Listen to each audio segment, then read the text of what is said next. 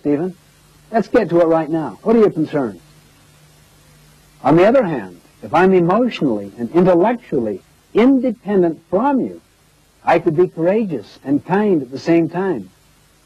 I'm patient. I don't give up, but I don't give in. I could say, we need a little more time where we're not going to be interrupted. Let's do it at our mutual convenience. You would sense that you're dealing with a person of integrity, of power, of strength, of courage.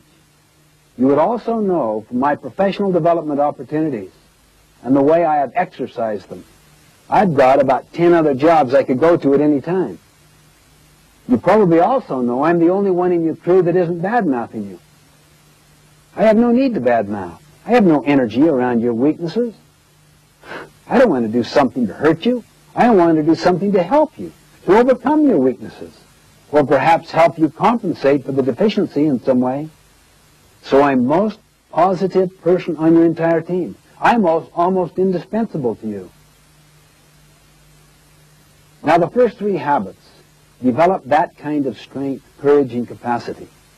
The next three habits help me know how to work effectively with you so that my strength does not intimidate you. I can empathize with you. I can read the needs of the situation and figure out the best way to make the presentation so that the two of us can cooperate together and solve the problem. You would see me as the best source of problem solving on your entire team. Interdependence is where real freedom is. That's where excitement is. That's where adventure is. Their very best comes to the fore. That's the maturity continuum, the adventure of building powerful, interdependent relationships, interdependent teams.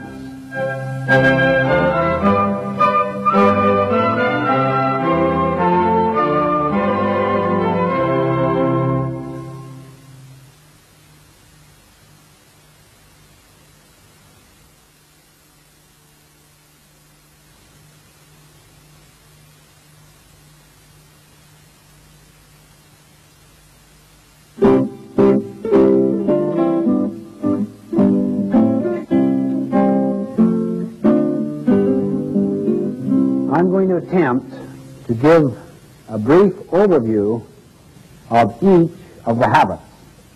It's like getting a kind of airplane view of the whole mountain range before we go down to explore the detail.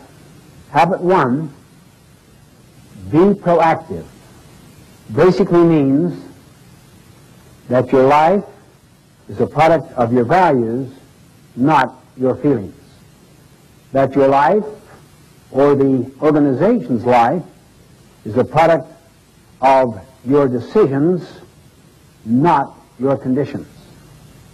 The opposite of being proactive is to be reactive, which basically means that your life is a function of your feelings, your moods, your impulses, other people's treatment. The underlying principle of habit 1, be proactive, is to take responsibility. The concept is you and I have the capacity to choose our response. Habit 2, begin with the end in mind, basically means that all things are created twice, and habit 2 is the first creation.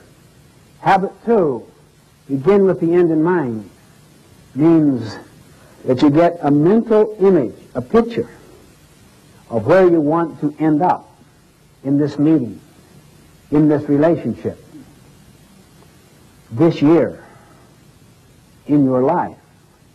To a company, it is the vision it has of its future. It is the creation of that vision. Habit 2 is based on the principle of vision, of purpose, of meaning, of mission. Habit 3, to put first things first, is the second creation. To put first things first means you decided what the first things were in habit 2. Now you have the discipline and the commitment to keep them first. The opposite of putting first things first is to put second or third or fourth things first. That's why many people really deeply value their family relationships, their health, their personal integrity.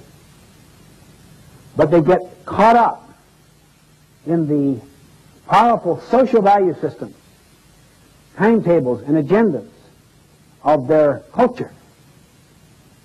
Never question it, so that the first creation has already been done for them, done to them in the form of programs, scripts that they never question. Then they get on this ladder of success, and they arrive at the top rung, only then to realize the ladder is leaning against the wrong wall. They come to realize that no one on their deathbed ever wished they'd spent more time at the office.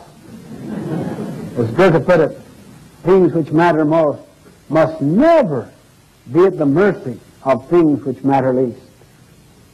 Habit 4, think win-win, is the habit of mutual benefit. The underlying paradigm or principle is abundance. There is plenty out there and to spare. So you don't have to be threatened by the strengths of other people. You can nurture competency around you higher than your own. It doesn't threaten you. You can share knowledge. You can share recognition, gain, profit. The opposite is scarcity, not abundance. It's like a piece of pie. There's only so much. If you get the recognition, I may not get it. If I share gain or profit with you, we will have less. Habit 4, to think win-win,